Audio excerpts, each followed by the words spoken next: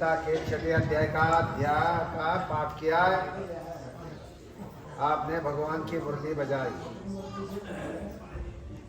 कुछ आजकल वैसे मुरली बजाते हैं, भगवान की मुरली नहीं बजाते। हम तो भगवान की मुरली बजाते हैं।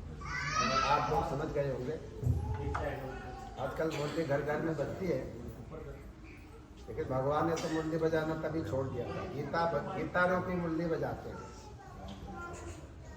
इस अध्याय में भगवान ने कहा कि कर्म के फल की इच्छा नहीं करनी चाहिए। कर्म करो, फल तो भगवान के अधीन में। कर्म करते रहना चाहिए। सफल हो असफल हो उसमें परेशान होना नहीं चाहिए। कहते हैं जो कर्म करता रहता है बिना फल की इच्छा किए, चाहे वो सफल हो चाहे असफल हो, फिर भी अपने हिम्मत को नहीं छोड़ता है, तो ऐसा व्यक्ति भगवान कहते हैं सही आदमी। वही सन्यासी है। कर्म करता है वो फल की इच्छा किए बगैर। फल तो भगवान के हाथ में, आप कर्म करते रहो। कहते हैं वो सन्यासी है। सन्यासी का मतलब कर्म के फल की इच्छा नहीं होना, ये सन्यास होता है। कर्म फल की इच्छा नहीं आती, फिर भी कर्म कर रहे जब तक जीवन। कहते हैं वही योगी है जो कर्म करता रहता है फल की इच्छा किए बगैर, परोपकार की दृष्टि से या अपना कर्तव्य बुद्धि से, कर्तव्य मेरा है ये करना, कर्म करना ही चाहिए, भगवान की आज्ञा है, ऐसा समझ करके जो करता रहता है वही योगी है। भगवान कहते हैं जो अक्रिय रहता, कुछ नहीं करता है, सन्यासी बन करके आप कुछ भी न करो, तो भगवान कहते हैं वो सच्चा सन्यासी नहीं है। और सन्यासी लोग तो आग से दूर रहते हैं, भोजन नहीं पकाते। सन्यासियों के लिए निषेध है भोजन बनाना, आग से दूर रहते हैं। वास्तव में ये परंपरा तो बाद में हुई है। पहले जो योगी लोग होते थे वो प्राणायाम करते थे, तप करते थे, तो उनके शरीर में इतनी गर्मी हो जाती थी तो आग से थोड़ा दूर रहते थे। तो वही बाद में जो सन्यासी लोग हैं, लाल पीले कपड़े वाले, इन्होंने एक ट्रेंड बना लिया कि हम तो पका पकाया खाएंगे भैया, हम तो आग से दूर रहते हैं, लेकिन बढ़िया माल हमको चाहिए खाने, है ना। हमको खाने को बढ़िया चाहिए, खीर मलाई चाहिए, लेकिन हम आग से दूर रहेंगे। तो भगवान कहते हैं जो आग से दूर रहते हैं अथवा जो कुछ भी कर्म नहीं करते हैं वो सच्चे सन्यासी नहीं है। वो सन्यासी वास्तव में नहीं है। सन्यासी वो है जो कर्म करता रहता है, परोपकार की दृष्टि से, अपने आत्मा के कल्याण की दृष्टि से, फल उसको मुताबिक मिले या न। भगवान कहते हैं देखो जिसको सन्यास कहा गया, जिसको लोग सन्यास समझते हैं, वही योग है। यम सन्यासी प्राहु योगम तम विद्धि बांधव। बहुत से लोग योग को समझते ही नहीं, योग को केवल क्रिया मानते, आसन समझते हैं। लेकिन योग का मतलब है अपनी बुद्धि को समर्पित कर देना भगवान में, अपने अंदर शक्ति पैदा करना को कहते हैं योग। भगवान कहते हैं जिसको सन्यास कहा गया है वही तुम योग समझो। ये पांडुपुत्र, जो कर्म के फल के बगैर जो किया जाता है जिसको सन्यास कहा गया वही योग है, योग अलग नहीं। बिना संकल्प विकल्प के त्यागे, संकल्प विकल्प होता है, ये करूंगा, ये करूंगा, ये नहीं करूंगा, इससे लाभ होगा, इससे हानि, सोचता रहता है, दुनिया भर की बातें सोचता रहता है, कहते संकल्प विकल्प, ये मन में आते हैं।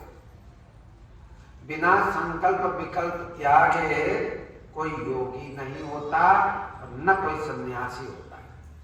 कहने का मतलब है संकल्प विकल्प का त्याग करके ही हम योगी या सन्यासी बनते हैं।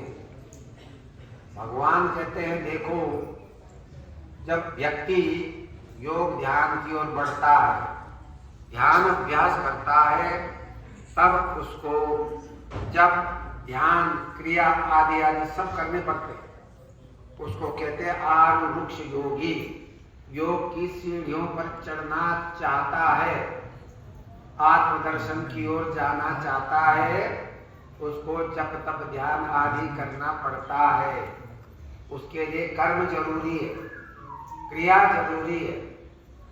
और जब आपका मन एकाग्र हो जाए, ध्यान के लिए आप तैयार हो जाए, आपका मन इधर उधर न भागे, तो उस समय भगवान कहते हैं वो अब योगारूढ़ हो गया, अपनी योग की पटड़ी पर चल पड़ा है, उसको कहते हैं योगारूढ़। तो जब योगारूढ़ हो जाता है, उसको अब ज्यादा कर्म नहीं करना, शारीरिक मेहनत नहीं करनी है, लेकिन शम करना, उसको क्षमा। क्षमा का मतलब अपने मन की गतिविधियों को देखते रहना। मन मेरा डिरेल तो नहीं हो रहा, अपनी पटड़ी से हट तो नहीं रहा, मन को देखते रहो, मन की निगरानी रखो, बाकी अपने ध्यान में लगे रहो, लक्ष्य में साधे रहो, लक्ष्य को साधे रहो। ये भगवान कहते हैं। भगवान कहते देखो, हर व्यक्ति को अपने उद्धार का सोचना चाहिए। कैसे सोचेंगे? अपने द्वारा ही, अपनी मेहनत से, अपनी सोच से, अपनी कर्तव्य से हर व्यक्ति को अपने आत्मोत्थान के लिए प्रयास करना चाहिए। मैं नीचे न जाऊं, नर्क में न जाऊं, मैं ऊर्ध्वलोकों को जाऊं, मेरे बुद्धि में प्रकाश हो, ज्ञान हो, मेरे अंदर शक्ति हो, आत्मशक्ति हो। इसके लिए जो है वो योग का अभ्यास करे। भगवान कहते हैं अपने आत्मा को नीचे न गिरने दे, पतन में न जाने दे, अवसाद में न जाने दे, फ्रस्ट्रेशन में न जाने दे। अवसाद जब आदमी निराश हो जाता है, बिल्कुल अब मरने को तैयार हो जाता है, मर जाते लोग। इतने उनका मन कमजोर होता है, छोटी छोटी बात पे वो अपने शरीर को खत्म कर देते हैं। उसको कहते हैं अवसाद, उसको कहते हैं विषाद, उसको कहते हैं अंग्रेजी फ्रस्ट्रेशन, निराशा। जब आदमी निराश हो जाता है बिना मतलब के, तो वो गलत काम कर लेता है, गलत कदम उठा लेता है। भगवान कहते हैं ऐसे कदम उठाने की किसी भी व्यक्ति को जरूरत नहीं होती। उसके अंदर भगवान है, यदि भगवान की तरफ वो देखे तो उसके पास तो सब कुछ है, फ्रस्ट्रेशन की कोई बात ही नहीं। भगवान का चिंतन करेगा तो उसको सब कुछ मिल जाएगा। लेकिन आदमी का विश्वास खत्म हो गया, भगवान की तरफ तो उसका विश्वास ही नहीं, भगवान की सत्ता को तो वो मान ही नहीं रहा।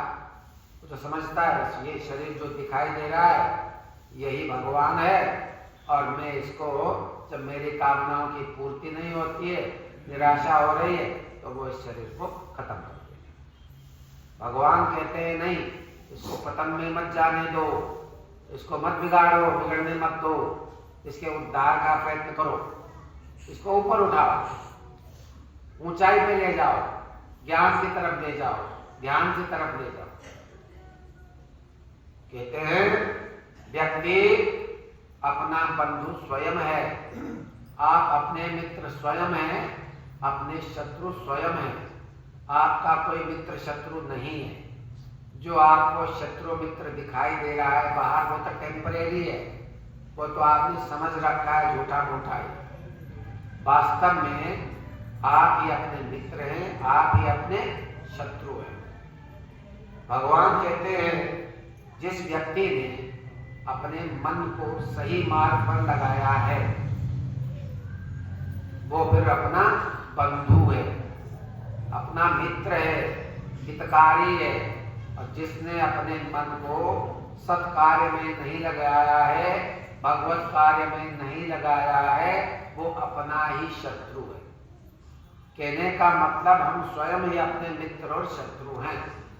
बाकी तो ये बाहर के तो बहाने हैं।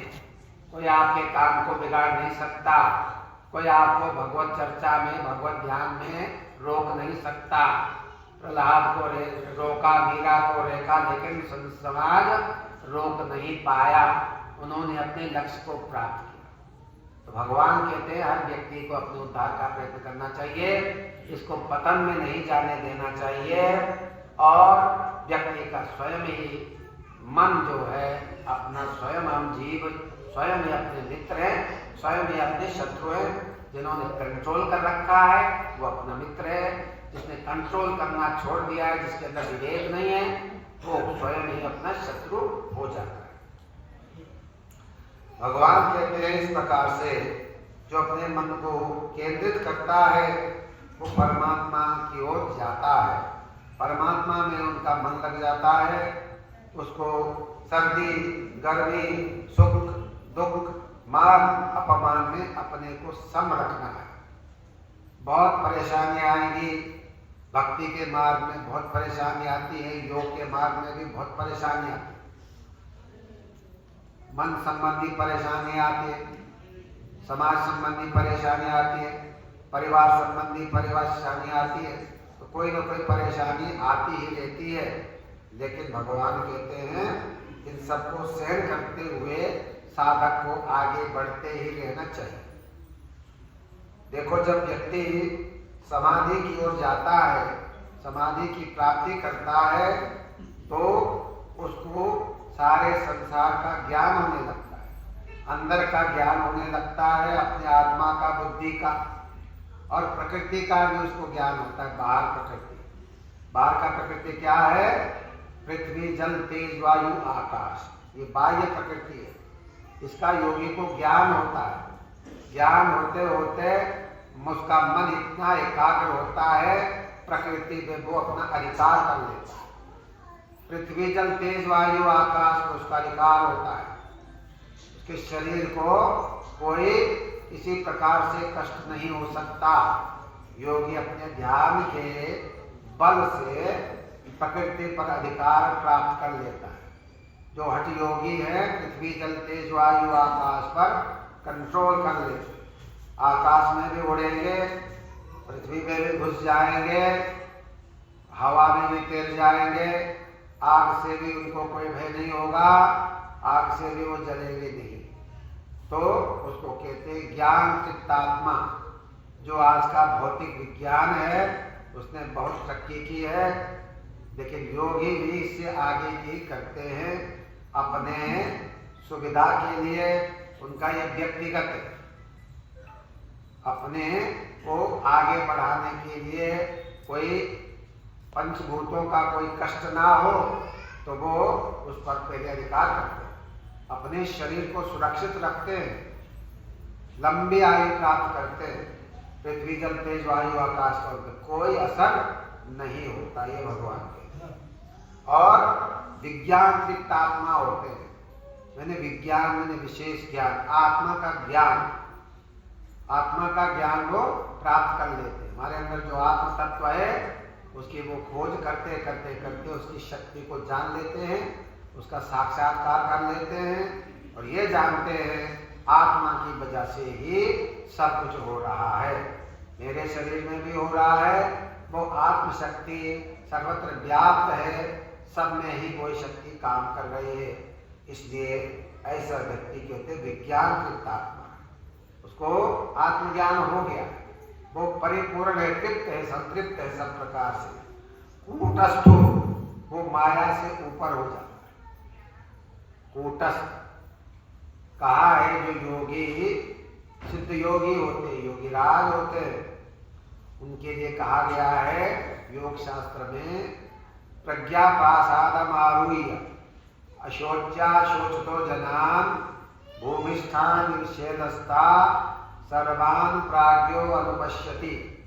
कहने का मतलब है जैसे कोई व्यक्ति पहाड़ के ऊपर चढ़ जाए, 10 मंजिले पे आप चढ़ जाए ऊपर, आपको नीचे के लोग दिखाई देंगे, छोटे छोटे दिखाई देंगे, तिलबिलाते लोग दिखाई देंगे, परेशान हो रहे, कोई कट रहा है, कोई मर रहा है, कोई परेशान हो रहा है, कोई भाग रहा है परेशान, ऊपर से वो देख रहा है।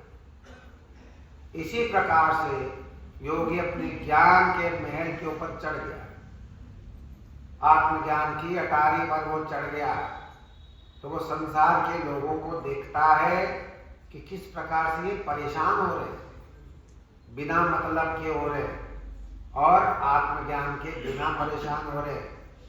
इनके अंदर भक्ति नहीं है, ज्ञान नहीं है, श्रद्धा नहीं है, बिल्कुल टोटल सांसारिकता है। इसलिए ये लोग तिलमिला रहे, मछली की तरह तड़प रहे, वो ऊपर से देख लेता है। तो योगी राज लोग इसी प्रकार से हिमालय में हम लोगों को देखते हैं, हम लोग कष्ट में होते हैं तो वो शरीर धारण करके आते हैं, आपको योग का मार्ग देते, ध्यान का मार्ग देते, कहते ध्यान करो, सब बीमारियों की एक ही दवा है, ध्यान योग, मन को एकाग्र करो, सब कुछ प्राप्त हो जाएगा। ये भगवान है। भगवान कहते हैं ऐसा व्यक्ति, ऐसे व्यक्ति को, ऐसे योगी राज को युक्त योगी कहते हैं, योगी राज कहते हैं। और उसकी दृष्टि में मिट्टी, पत्थर, सोना कोई मायने नहीं रखता, सब बराबर, उसके सब कुछ मिट्टी मिट्टी है। इसलिए भगवान कहते हैं साधक को अभ्यास करना चाहिए, एकांत में बैठे ध्यान अभ्यास करे, अपने मन, इंद्रियों, बुद्धि सबको एकाग्र करके, निराशी, किसी व्यक्ति से कोई आशा न रखे, सांसारिक व्यक्तियों की किसी प्रकार से आशा छोड़ दे, संपर्क छोड़ दे और अपने ध्यान में लग जाए। अपरिग्रह, बहुत सामान इकट्ठा न करे, बस पेट के लिए कुछ चाहिए वो अपना किसी तरह से कर ले। कितना चाहिए आदमी? कुछ लोग तो योगी लोग कुछ खाते ही नहीं है, मगर किसी को जरूरत भी है तो भैया पत्ते खा लो, फल फूल खा लो, बेलपत्र खा लो, जंगल में बहुत सारे फल हैं, थोड़ा बहुत ही चाहिए आपको, कोई फावड़ा तो चलाना नहीं है ना, इसलिए आपको बहुत खाने की जरूरत नहीं। अरे देखो जानवर भी तो घास चर चर के अपना जीवन देते हैं, सारा दिन चरते हैं, मनुष्य को तो कम जरूरत पड़ती है। हमारे गुरुदेव कहते हैं कि टाट बाबा जब हमारे पास आए तो बेलपत्र खा लेते थे, थोड़ा बहुत अपना रहते थे और बिल्कुल स्वस्थ रहते थे। तो व्यक्ति जो है ने अपनी आदत खराब कर रखी, हम लोगों ने खाने की आदत फालतू डाल रखी है, वास्तव में इतनी जरूरत होती नहीं। हम लोग पेट भर लेते हैं कंठ तक, बहुत थोड़ी जरूरत पड़ती है। जो लेबर क्लास है उनको जरूर जरूरत पड़ती है, जो मजदूर होते हैं, जो फावड़ा चलाते हैं, मजदूरी का काम करते हैं, 8 घंटे काम करते हैं, उनको तो खाने को ठीक से चाहिए। बाकी जो लोग हैं ऑफिस में रहने वाले है ना, और लोग जितने भी हैं, इनको इतने खाने की कोई जरूरत नहीं होती, लेकिन हम लोगों ने अपनी आदत खराब कर रखी। विदेशी लोग इतना नहीं खाते। मैं ऋषिकेश में रहता था अपने आश्रम में, एक मलेशिया का व्यक्ति आया, इंडियन जैसा ही लग रहा था, जैसे दक्षिण के होते लंका, इसी तरह से। तो वो 3-4 दिन हमारे आश्रम में रहा, सुबह चला जाता, घूम घाम के आता हरिद्वार ऋषिकेश। मैं उसके लिए 2 रोटी रख लेता, मैंने कहा आएगा रोटी खाएगा। एक दिन मैंने रखा, शाम को आया, मैंने कहा भाई तुम कहाँ गए, तुमने भोजन नहीं किया, मैंने तुम्हारे लिए रख रखी। मैंने कहा नहीं मैं तो ज़्यादा खाता नहीं भोजन। मैंने क्या करते हो? बस मैंने तो 2-3 गाजर खा लिए, इतना ही बहुत। मैंने कितने से गुजारा? बोले हाँ 3-4 गाजर से उसका गुजारा होगा, वो घूम रहा है फिर रहा। तो ऐसे भी तो लोग हैं, अच्छा उनकी शक्ति में कोई कमी नहीं है, खूब घूम रहा है फिर रहा, 4-5 गाजर से उसका काम है, कच्चे गाजर खाना। आप लोग जब तक ठोस तक पेट नहीं भरेंगे तब तक तो भूखे रहेंगे। तो कहने का मतलब है हम जैसा अभ्यास डालेंगे वैसे अभ्यास हो जाता है। भगवान कहते हैं एकांत में रहे, किसी चीज की इच्छा न करे, आशा न करे किससे। योग साधना के वक्त किसी मनुष्य की आशा न करे कि मुझे ये कोई दे देगा, ये दे देगा। अपने आप करो जो थोड़ा बहुत है, और शरीर के लिए बहुत कम चाहिए। भगवान कहते हैं अपरिग्रह, बहुत सामान इकट्ठी करने की जरूरत नहीं, थोड़े में अपने ध्यान भजन में वो अपने मन लगा दे। क्या करे? भगवान ने कुछ छोटी छोटी बातें भी बताई। कहते हैं शुद्ध जगह पर देखे बैठे, शुचो देशे प्रतिष्ठाप्य, बहुत शुद्ध जगह पर बैठे, लिपा हुआ हो जिसमें कीड़े मकोड़े कोई ऐसा जानवर ना हो, प्राणी ना हो, ऐसे शुद्ध समतल जगह पर बैठे। वो जगह बहुत ऊंची भी ना हो, बहुत नीची भी ना हो, नात्युच्छितम नाति नीचम, गड्ढे में भी नहीं बैठना, ध्यान में ऊपर से कोई पड़ जाए आज के ऊपर, और ऊपर भी नहीं बैठना, नींद आ जाए, गिर जाए, ध्यान लग जाए, नीचे गिर जाओ। समतल भूमि पे बैठने की बात भगवान कहते हैं। और कहते हैं आसन बिछाओ बढ़िया से, पहले मैं कुशा, फिर ऊनी कंबल, फिर मृग चरण, 3 लेयर बताया।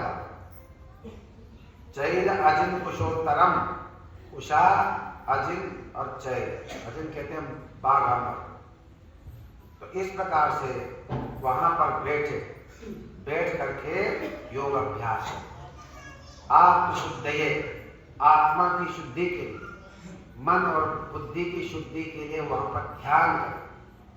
गुरु जो बतावे उसी प्रकार से ध्यान करे। और समकाया शिरोग्रीवम, छोटी छोटी बातें भगवान ने बताई, साधक के लिए प्रारंभिक बातें भी बताई और ऊंची बात भी बताई है। साधना करेगा तो क्या लाभ होगा ये भी बताइए। समकाय शिरोग्रीवम कहते हैं अपने रीढ़ की हड्डी को, गर्दन को, सिर को एक रेखा में रखें। समकाय शिरोग्रीव, सीधा रहे, जैसे प्रभु जी का स्वरूप सीधा है, ऐसे योगी को योग अभ्यास करना चाहिए। और समकाय शिरोग्रीवम धार्यत अचलम स्थिरा, कहते स्थिर रहे, इधर उधर मत डमाडोलो। और संप्रेक्ष नासिकाग्रम, कहते नासिका के अग्रभाग में देखे, इधर उधर नहीं देखे। अगर वो बाहर की कोई साधना करता है, सहज योग की करता है, तो वो है ना आंखों के मध्य में अपनी नजर रखे। और अगर कोई अंतर त्राटक लगाता है तो आंख बंद कर लेगा। आंख बंद करके अंदर धारणा की पद्धति से अपने वहाँ जो भी कमल है, जो भी इष्ट देव है, जो स्थान उसने नियत कर रखा है, वहाँ ध्यान करें। लेकिन ये तो भगवान ने एक जनरल बात कही, जो योग में दीक्षित नहीं है, जो योग में बढ़ना चाहते हैं, उनके लिए भगवान ने कहा नासिका के अग्रभाग में अपने ध्यान को केंद्रित करे, इधर उधर ना देखे, वहां पर बैठे, चित्त को शांत रखे, संयमित जीवन जिए, मन को संयमित करे और इस प्रकार से ध्यान में बैठे, परमात्मा ध्यान में बैठे। यदि कोई ऐसा करता है, अपने चित्त को एकाग्र कर लेता है, एकत्रित कर लेता है, उसको बहुत शांति मिलती है। शांति निर्वाण परमा, मुक्ति जैसी शांति उसको मिलती है। और वो अंत में मेरे संस्थान को प्राप्त हो जाता है, मेरे लोक को प्राप्त हो जाता है, मेरे स्वरूप को प्राप्त हो जाता है। और इसके लिए भगवान ने कुछ और नियम भी बताए हैं। ये तो बता दिया मेरे धाम तक वो पहुंच जाता है। अब भगवान यहाँ पर उठना बैठना खाना पीना इसका भी नियम बताते।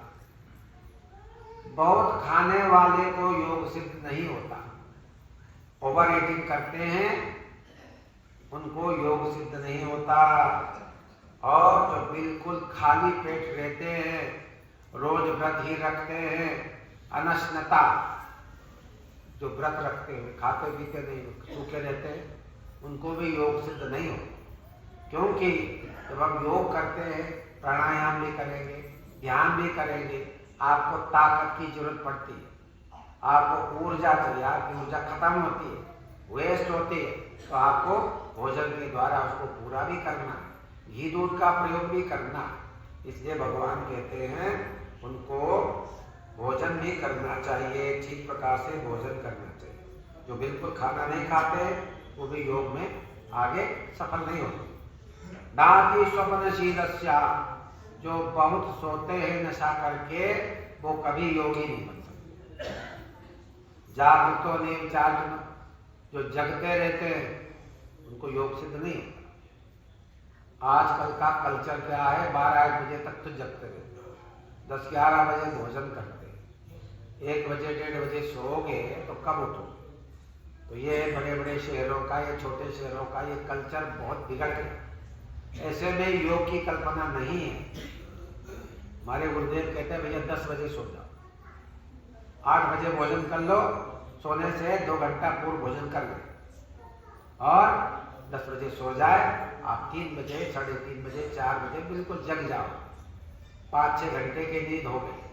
अब आप जब साधना करोगे तो नींद नहीं आएगी, आपका शरीर तरोताजा हो गया, कोई आलस्य नहीं है, आपको फुर्ती आती है, आपको उड़ने की इच्छा होती है, जैसे आकाश में उड़ जाओ, इतना हल्कापन शरीर का हो गया। नींद ठीक से आ गई, भोजन आपने ठीक से किया और पेट भी साफ हो गया, अब आप बिल्कुल हल्के हो गए। ये भगवान कहते हैं जो ज्यादा सोता है जगता ही रहता है, बहुत देर तक सोता नहीं, समय पर सोने का आयुर्वेद के अनुसार, योग शास्त्र के अनुसार नियत समय है, उस समय ही सोना चाहिए। 10 से 4 सोने का वक्त है, 4 के बाद नहीं सोना चाहिए। देवता नाराज होते, सिद्ध पुरुष आते हैं, चक्कर लगाते हैं दुनिया में, कौन भजन कर रहा है, जो भजन कर रहा है उसको आशीर्वाद मिलता है। जो सोता रहता है 3 बजे के बाद ही ब्रह्म मुहूर्त में, तो उस पर भगवान की कृपा नहीं होती। ब्राह्मण मुहूर्ते प्रबुद्धे है ना शास्त्र जी, और धर्म और मोक्ष की चिंता करे, उठते बजे सोचे मुझे क्या करना चाहिए, भगवान ने जन्म दिया है, मैं मुक्ति के लिए प्रयास करूं, भगवान का भजन करो, चिंतन करे। उठते गुरुदेव कहते थे उठते तुम मंत्र जाप करो, बिना नहाए करो, सोच जाओ न जाओ कोई बात नहीं, सोच का भी चक्कर रहता है, लोग कहते सोच जाएंगे नहाएंगे फिर ध्यान करेंगे। गुरुदेव कहते नहीं, कोई जरूरी नहीं, सोच साफ हो या ना हो कोई मतलब नहीं इससे। आपकी नींद जग गई, आपका शरीर स्वस्थ आपको लग रहा है, आप बैठ जाइए, कमर सीधी करके बैठ जाए, जितनी देर बैठो, घंटा 2 घंटा, बाद में करते रहना, जो काम रह गया उसको बाद में भी कर सकते हो। ऐसा भी है, भगवान ने कहा जो जगते रहते हैं रात्रि भर देर तक, वो फिर क्या ध्यान करेंगे, तो समय पर उठेंगे नहीं, 7-8 बजे उठोगे, वातावरण नहीं मिलेगा, दुनिया का शोर शराबा हो, आपको अपनी ड्यूटी पे जाना पड़ेगा, दूसरे पड़ोसी भी, घर वाले, किसी का फोन आएगा, किसी कुछ आएगा, आपका भजन ध्यान का सब कार्यक्रम टूट जाएगा। इसलिए भगवान कहते हैं युक्त आहार विहार, आहार और विहार ठीक समय पर करो, उचित मात्रा में भोजन करो, समय पर करो, आधा पेट भोजन करो, सात्विक भोजन करो, और घूमना फिरना भी जरूरी है। 2-3 किलोमीटर आप सैर भी करें, योगासन भी करें, ताकि आप जो खाए पिए वो ठीक से पच जाए, उसका रस रक्त आदि सप्त धातु बन जाए। इसलिए आपको शारीरिक क्रियाएं भी करनी है, युक्त चेष्टा भी करनी है, शरीर से थोड़ा मेहनत करना है, इसको चलाना भी है। भोजन करेंगे शरीर को नहीं चलाएंगे, बीमारियां स्वतः ही हो जाएंगी। जब आप भोजन करते हो तो आपको पचाने के लिए घूमना फिरना भी चाहिए, आसन भी करना चाहिए, कुछ एक्टिविटीज शारीरिक जरूर होनी चाहिए। भगवान कहते हैं और स्वप्न सोना भी आपका सही होना चाहिए, सही समय पर सोएं, उचित मात्रा में नींद लें और समय पर उठ जाएं। अब बोध आप जग जाए, समय उठने का, जगने का, सोने का आप टाइम टेबल बना दें। यदि आप योग में तरक्की चाहते हो, योग में बढ़ना चाहते हो, परमात्मा का दर्शन करना चाहते हो, शक्ति चाहते हो अपने अंदर, तो भगवान कहते टाइम टेबल बना, हर चीज को उपयुक्त समय पर करो, उचित मात्रा में करो, जितनी जरूरत है साधक के लिए उतना करो, टाइम टेबल बनाओ, समय पर करोगे तो तुम योग में सफल होंगे, ये भगवान कहते हैं। इस प्रकार से कोई योग अभ्यास करता है, भगवान कहते योगो भवति दुःखः, उसके सारे शारीरिक कष्ट, मानसिक कष्ट और आध्यात्मिक कष्ट, सारे कष्ट दूर हो जाए, क्योंकि उसका सब नियमित है, खाना पाना भी नियमित है, चलना फिरना उठना बैठना बस बिल्कुल समय पर है। तो जो लोग, संसारिक लोग भी जो योगी नहीं भी हैं, जिनकी दिनचर्या सही है वो भी लंबी आयु जीते, स्वस्थ रहते। अभी कल परसों में देख रहा था, अखबार में कही था 112 वर्ष का कोई विदेशी मरा था, तो कहा गया कि सबसे लंबी आयु इसकी आजकल के समय के हिसाब से। तो जिनकी दिनचर्या ठीक है वो लंबी आयु जीते, इनके कोई टाइम टेबल नहीं है, न खाने का, न बैठने का, न उठने का, न सोने का, न जगने का, उनकी सब काम अस्त व्यस्त रहता है, वो बीमार होते हैं। और योग में तो उनके प्रवेश होने का कोई मतलब ही नहीं है।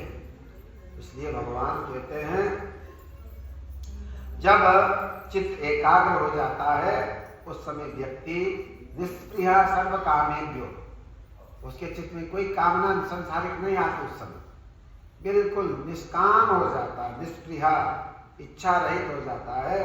तब मानो ये योग में प्रवीण हो गया, योग में आरूढ़ हो गया, उसकी इच्छाएं सब खत्म हो गई। भगवान ने एक उदाहरण दिया, उस समय उस योगी क्या स्थिति होती है, दीपक के लो से उदाहरण दिया। यथा दीपो निवातस्तो नेंगते शोभमा समिता योगिनो यच्चित्तस्य युज्यतो योगमात्। कहते हैं जिस प्रकार से वायु रहित जगह, जैसे ये हॉल है, यहाँ वायु नहीं आ रही, कैसे ये वायु रहित जगह, यहाँ कोई ज्योति जलाओगे उसकी लो डामाडोल नहीं होगी, इधर उधर नहीं हिलेगी, क्योंकि यहाँ हवा नहीं आ रही, तो उसकी सीधी लो जाएगी ऊपर। ऐसे ही जिसका मन अपने ध्यान में लग गया है, अपने इष्ट में लग गया है, अपने ध्येय में लग गया है उसका मन, तो कैसे उसके मन की स्थिति वैसे ही होती है जैसे दीपक की लो होती है। उसका चित्त बिल्कुल एकाग्र है, इधर उधर जा ही नहीं रहा, बिल्कुल लक्ष्य से सदा हुआ, लक्ष्य से जुड़ा हुआ। ये भगवान ने उदाहरण के द्वारा समझाया है, योगी की चित्त इस अवस्था को होता है। तो फिर कहते हैं ऐसा व्यक्ति बहुत सुखी होता है, सुख अनुभव करता है। आत्यंतिकम सुखम, आत्यंतिक मैंने अखंड, जो कम होने वाला नहीं है। सांसारिक सुख में और योग के सुख में फर्क है। सांसारिक सुख तो सुख के बाद तुरंत दुख आता है, दुख एक इंतजार कर रहा है आपका। भोगे रोग भयम, भरतृ जीने का भोगे रोग, संसारी जितने भी भोग हैं रोग को साथ में लाते हैं। कुले च्युति भयम, वित्ते निपाला भयम, भय सब चीज, भय सब जगह भय भी। ऐसे भरतृ जी ने कहा वैराग्यम एव अभयम, जो ध्यान की स्थिति है वहां बिल्कुल निर्भय रहता है योगी, उसको किसी चीज से कोई परेशानी नहीं है।